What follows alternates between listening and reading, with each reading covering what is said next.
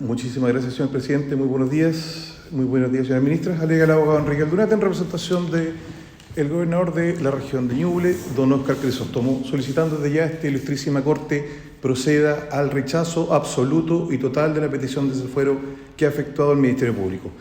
Su señoría ilustrísima, solo para contextualizar, esta defensa ha planteado de manera reiterada, y así lo hizo ver en cuanto a las observaciones que se hicieron cuando se nos confirió el traslado, que una cuestión preliminar que hay que atender acá es que este requerimiento no satisface los estándares que hay alineado vuestra propia institución, el Poder Judicial, en reiterada jurisprudencia. Reiterada jurisprudencia que ha sido sentada en más de 4 cortes de apelaciones en el país y que ha sido ratificada de manera constante por la Corte Suprema. Y eso exige, y en resumen, su señoría, está por escrito las sentencias que se han citado: la sentencia 4585 de la Corte de Apelaciones de Santiago del año 2021, 6091 del año 2019, también de la Corte de Santiago, y de la Corte de San Miguel, el rol, 57 del 2021, también donde se fuera un parlamentario, las otras eran referido a un gobernador, que toma como estándar la sentencia de la Corte Suprema del Pleno 1524 del año 2018, que es la del senador Fulvio Rossi. En ese contexto, ¿qué es lo que ha dicho reiteradamente la Corte? Para llegar a la convicción de que procede el desafuero, se debe estar en presencia de un convencimiento mínimo de la plausibilidad del éxito de la imputación. Y ustedes han sido testigos esta mañana que la imputación que sostiene el Ministerio Público no cumple ese estándar.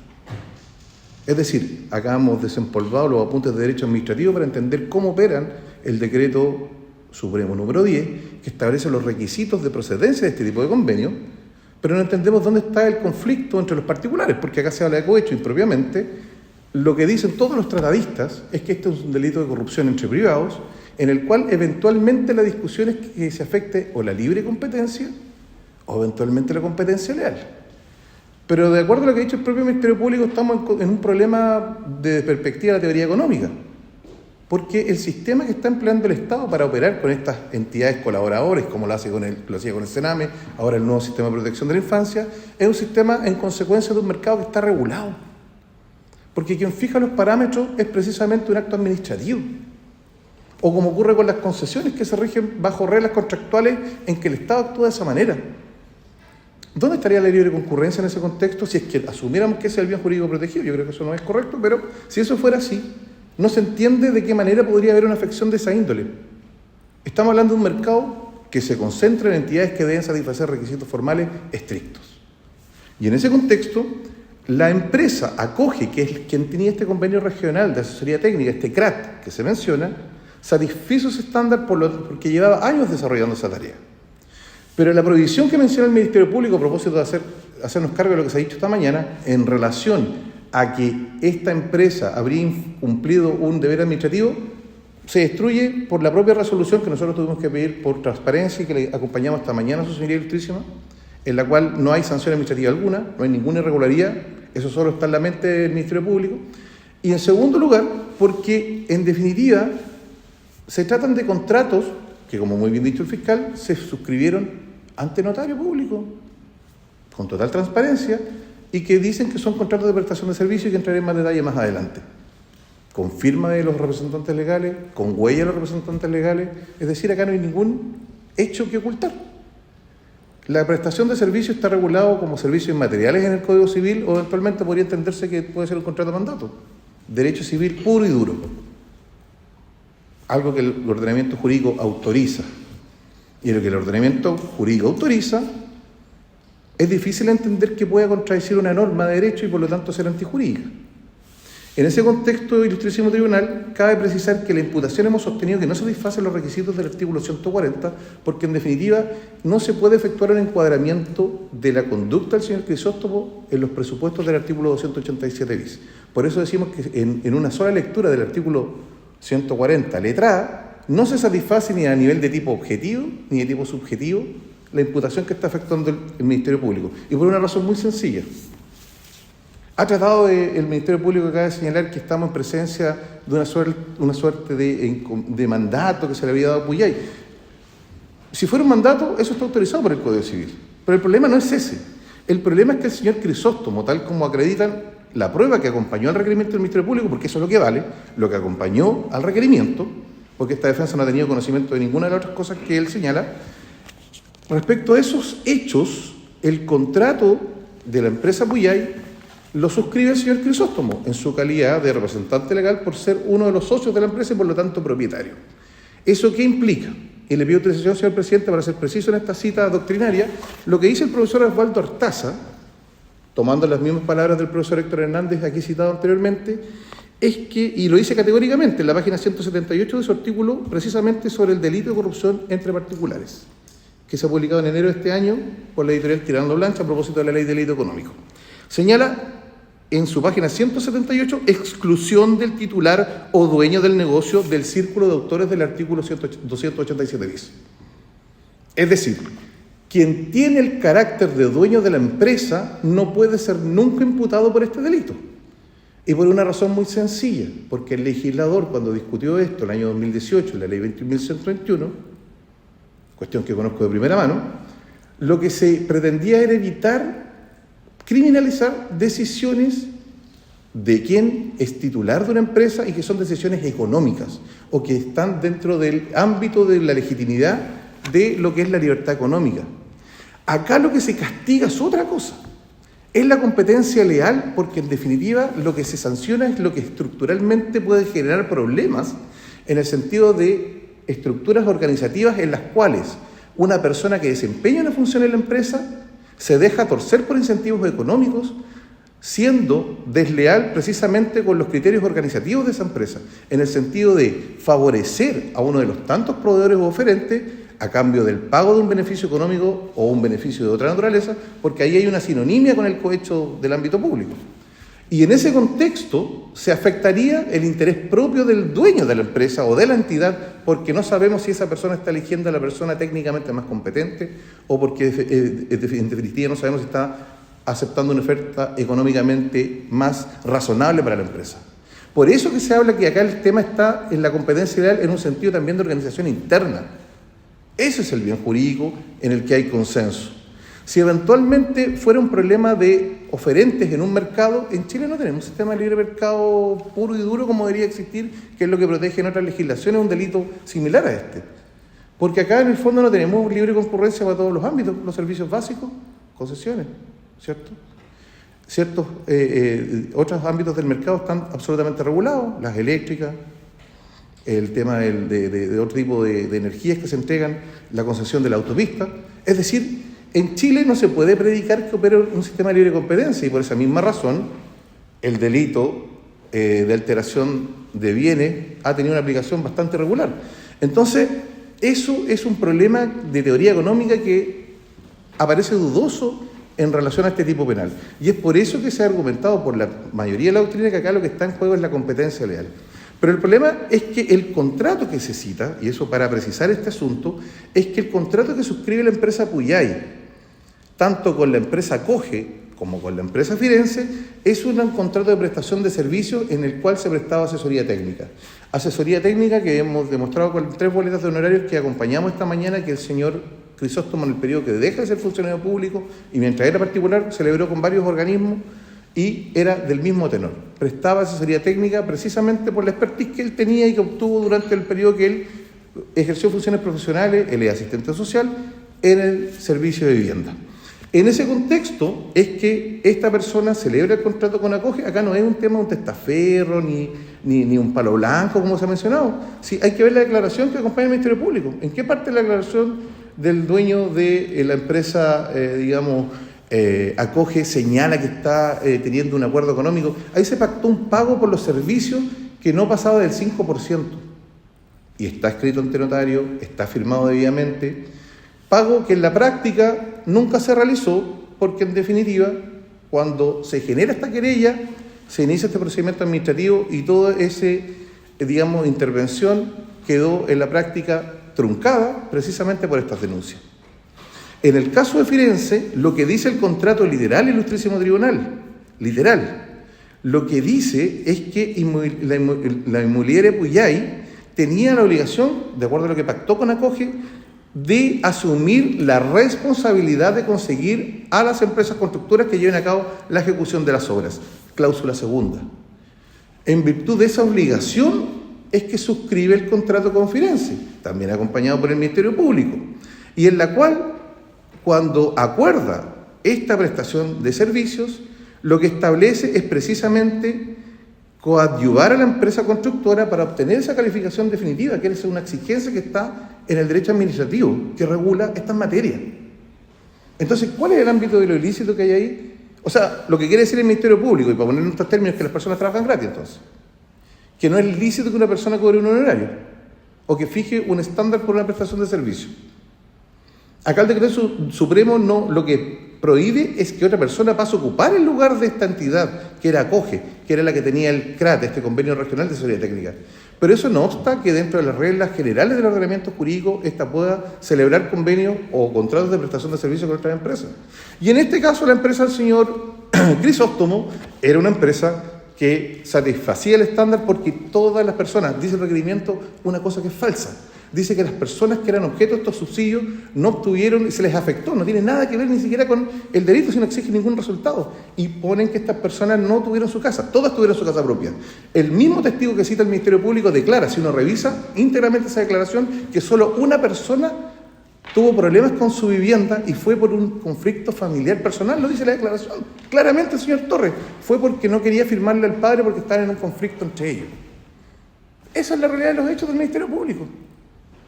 Y se pone como que acá hubo un fraude de subvenciones, como que existiera acá una intención de defraudar los fondos del fisco, cuando lo que el delito persigue es precisamente una controversia que se da en el ámbito del derecho privado y que adquiere relevancia penal solo cuando se dan este tipo de interacciones. Pero el contrato no dice que esto es una contraprestación a cambio de que yo te favorezco por esto otro. Se trataban de gestiones que el señor Crisóstomo podía realizar por su experiencia y porque se demuestra que lo había realizado con antelación, sobradamente. Entonces, en ese contexto, su señoría, entendemos que no se da el presupuesto básico para entender que esa conducta pueda ser encuadrada en el artículo 287 bis, porque nos encontramos con una serie de hechos, contornos externos que no tienen nada que ver, si el estándar es de prueba indiciaria, no tienen ninguna corroboración en las pruebas que presentó el Ministerio Público para sostener esta imputación. Ninguna. Por lo tanto, no se satisface el estándar.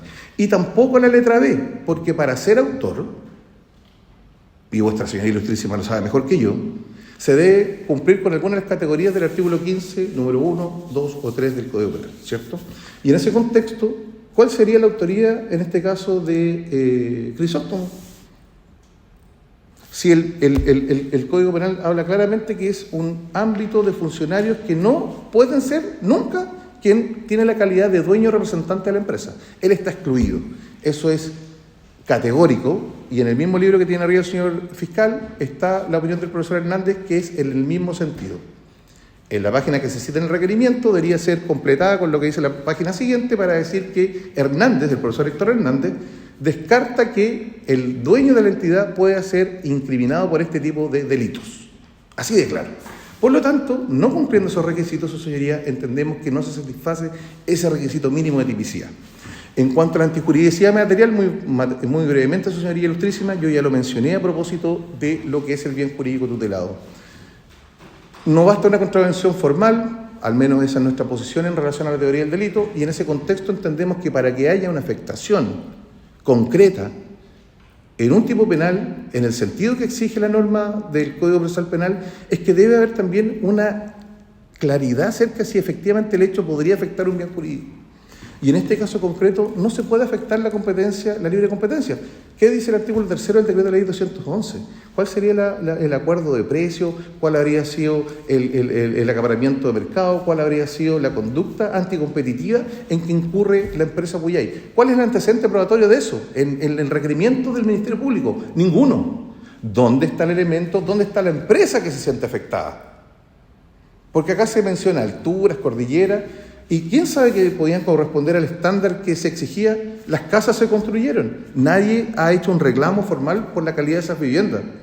Por lo tanto, ¿de qué manera se pudo haber afectado, digamos, la interacción de otro particular en este contexto? Ninguno, su señoría ilustrísima. Entonces, en esos términos también entendemos que no se satisface esa exigencia. Desde otro punto de vista, su señoría, este mismo criterio ha sido acogido en la sentencia del Tribunal Oral y Penal de Santiago en la causa 309-2023, en que también nuevamente el Ministerio Público incurre en el mismo defecto. o competencia leal o libre competencia, y se juega con esas dos variantes para ver cuál nos resulta. Absuelto terminó la persona a propósito de esa imputación, considerando quinto, a propósito de los elementos del tipo penal. En cuanto a la refutación de los hechos de lo que está contenido en este requerimiento de su señoría ilustrísima, hay un tema muy importante para la parte final de este alegato, en honor al tiempo, que dice relación con lo que ha señalado el Ministerio Público. Esto se inicia por una querella presentada el año 2021, en que se imputan múltiples delitos que no tienen ningún sustento, por supuesto, porque si fuera así, digamos, por la gravedad que describe esa querella, hace rato que el Ministerio Público debería haber adoptado una decisión, pero el Ministerio Público lo único que hace después de 3 años, 2 meses y 29 días fue solicitar un desafuero por el artículo 287 bis. El punto es que esa querella efectivamente tiene un efecto suspensivo, ¿cierto? Pero eso tiene un efecto bien importante de acuerdo a las reglas del Código Procesal Penal. Transforma la investigación no ya en una investigación administrativa, ya está cubierta por lo que es el ámbito de la jurisdicción. La causa se ha judicializado. Y a partir de eso el Ministerio Público desarrolla esta investigación y eventualmente señala que en este contexto se habría cometido este delito. Todo lo que señala esa querella ni siquiera se vincula después a la imputación que hace el Ministerio Público acá, pero es muy relevante entenderlo para los efectos que también se ha señalado. Tenemos un convencimiento absoluto que nos da el estándar para eventualmente seguir adelante con este desafuero por razones de fondo. Hay problemas de la estructura de imputación en relación tanto al tipo penal, hay ausencia de tipicidad y los problemas que ya señalamos de antijuricidad.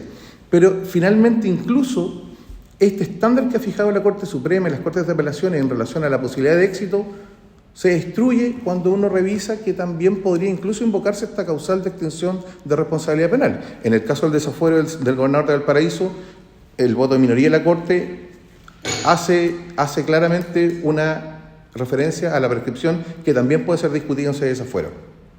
La opinión minoritaria fue que ni siquiera calificaba la tipicidad del delito, por eso se rechazó. Pero en esa sentencia también se discute el tema de la prescripción y el ultimo tribunal. Y lo que dice esta defensa es que el Ministerio Público, habiendo transcurrido desde la presentación de la querella, efectivamente desarrolló algunas diligencias. Si uno mira la fecha de lo que acompañó a vuestra señoría ilustrísima, estas se detienen a principios del año 2022 y de ahí pasaron 2 años y no hubo ninguna solicitud de desafuero, ninguna. Se dejan pasar 2 años, curiosamente, previo a la elección de gobernador para hacer el requerimiento. También uno podría pensar más. Y en ese contexto, pasa lo que ha resuelto en más de 25 sentencias la Corte Suprema. Y a propósito de lo que dice mi distinguido contradictor, acompañamos en las observaciones a este requerimiento varias de esas sentencias extractadas tanto del antiguo sistema, cuestión que también conocimos en nuestro ejercicio profesional, como del nuevo sistema.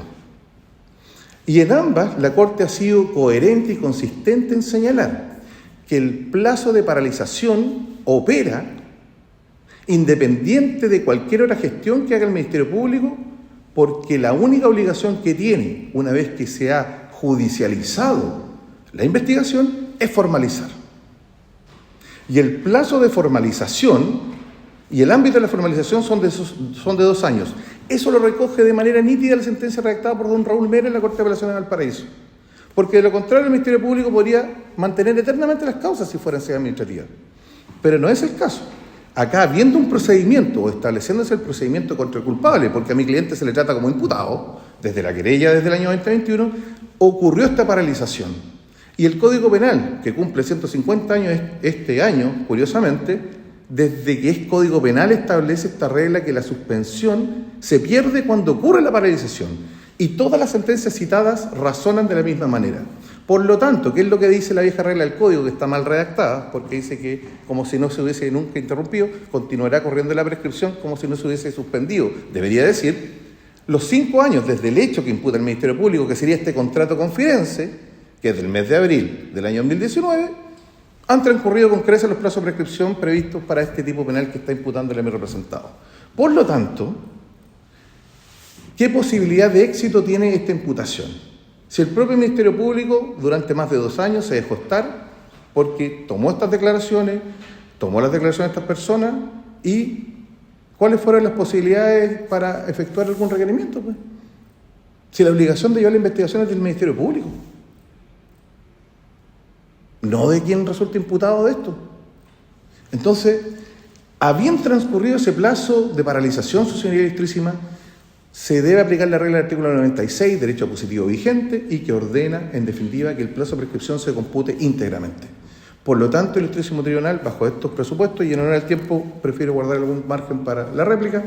Entendemos que no se satisface el estándar para solicitar el desafuero de nuestro representado y solicitamos su más y total y absoluto rechazo con costas del Ministerio Público y ilustrísimo tribunal. Muy bien, ¿desea algo Sí. más? Muchas gracias, señor presidente. Primero, dos cosas que son falsas que dice la primera es que la querella no hace mención a estos hechos. Eso es falso. La querella hace mención a estos hechos. Habla de inmobiliaria, lo puede ver en su señor ilustrísimo, no sé que lo diga. Habla, los califica de una manera distinta, pero hace mención a los hechos. Otra cuestión falsa. Nosotros nunca hicimos mención en la solicitud, en la descripción de los hechos, a ningún perjuicio, porque este es un delito de mera actividad y de peligro abstracto. Es un delito que se configura solo, es como el cohecho común y corriente, se configura con la aceptación o con la solicitud de un soborno, como lo hace el señor Crisóstomo. ¿Ah? No se hace ninguna referencia a fraude o a que la vivienda no se construyeron, eso no está descrito en ninguna parte. Eso no es el tema. ¿Ah? Vamos a ver, y eso la investigación lo arrojará, si eso ocurrió o no, pero no incide en nada en la configuración del delito. No voy a hacer cargo de la oportunidad que el Ministerio Público pide esto, que es justo cuando el señor Crisóstomo está de candidato. Siempre la oportunidad es mala, porque el Ministerio Público siempre se le va a achacar que tiene segundas intenciones. Si lo hubiéramos hecho después de elegido también era malo, si lo hacemos antes malo, y si lo hacemos mucho antes también era malo. Entonces al final del día no podemos hacer nada prácticamente. Señor Ilustrísima, libre competencia. Eso es lo que dice el señor Néstor Hernández respecto del bien jurídico protegido. En este caso puntual, señor Ilustrísima, Firenze era una de las empresas que estaba habilitada, que cumplía con los estándares que estaban señalados en el Decreto Supremo. La pregunta es, ¿era la única que cumplía? ¿Era la única que cumplía? Porque si era la única que cumplía, ¿para qué Firenze se toma la molestia de firmar un contrato para pagarle al señor Oscar Crisóstomo una cantidad de dinero para que los beneficiarios la elijan a ella? ¿Para qué? Si era la única que cumplía. Es que resulta que no era la única que cumplía.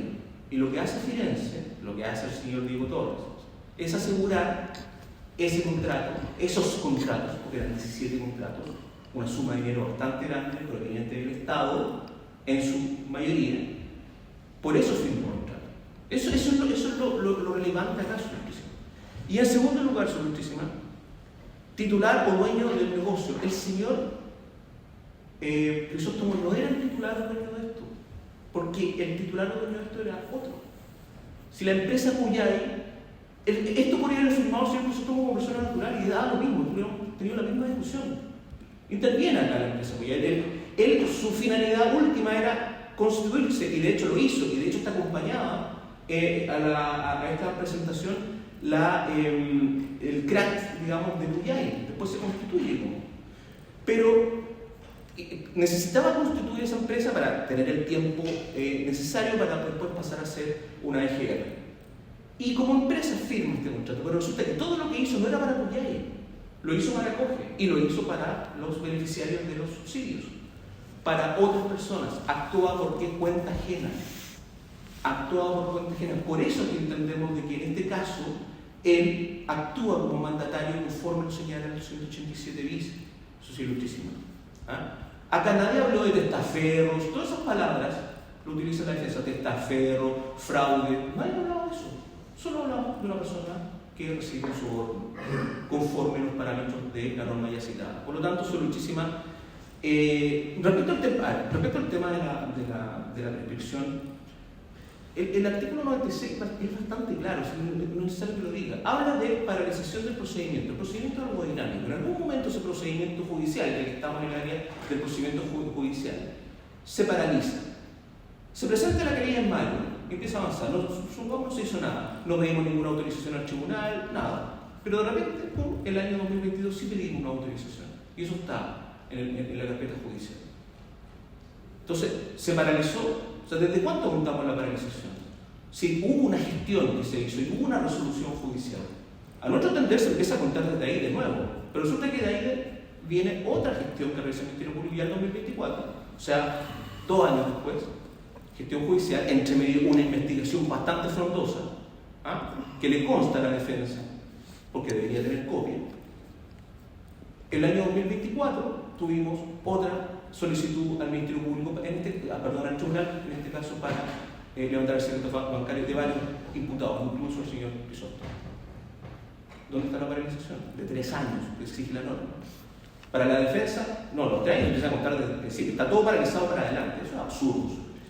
Eso es absurdo. Por lo tanto, señor Luchísima, esto no está escrito y además los hechos, a nuestro entender, configuran el tipo penal por el cual el señor Crisóstomo debe ser desaforado. Gracias. Muy bien. Colega Arturo. Muchas gracias, señor presidente. Solo para precisar lo que también ha afirmado mi distinguido contradictor. El profesor Hernández nos dice que es la libre competencia. Le ruego que en eso seamos precisos. Páginas 186 y 187 de este Código Penal comentado, hay que quedar medianamente claro que es la competencia leal lo que ha sostenido esta defensa. En segundo lugar, Ilustrísimo Tribunal, en relación a la imputación del Ministerio Público, eso tampoco nosotros lo hemos inventado. Nosotros transcribimos en nuestra respuesta precisamente lo que dicen que nuestro representado habría incurrido.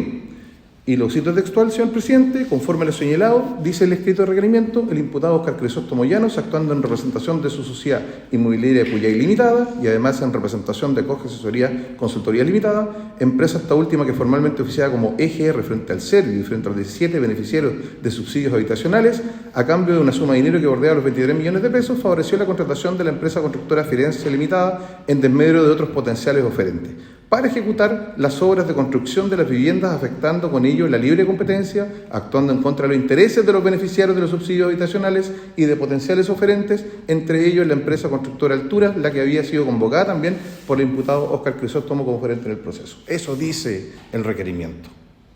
Entonces, por favor, Ilustrísimo Tribunal, la defensa habla con la verdad. Eso es lo que se dijo. Y en consecuencia, por eso hemos desarrollado nuestra teoría de defensa a partir de lo que son las imputaciones del Ministerio Público. Si en eso consiste eso. Y es por esas razones, Ilustrísimo Tribunal, para finalizar, es que nosotros también reiteradamente eso que mi distinguido contradictor califica como absurdo, es lo que reiteradamente ha dicho la Corte Suprema. Si mi distinguido contradictor considera que los fallos de la Corte Suprema contienen afirmaciones absurdas, yo no estoy de acuerdo con eso. Porque precisamente lo que ha dicho la Corte Suprema es que el único deber que tiene el Ministerio Público cuando ha cerrado una investigación es formalizar. Y lo que dice la regla del desafuero en el Código Procesal Penal es que agotada la investigación, que entendemos que se agotó a lo sumo en enero del 2022, por lo que dicen ellos, que esta investigación administrativa, pero que ya está sujeta a control judicial, ¿por qué no tomaron esa decisión? Y no dejaron pasar esta paralización de 3 años.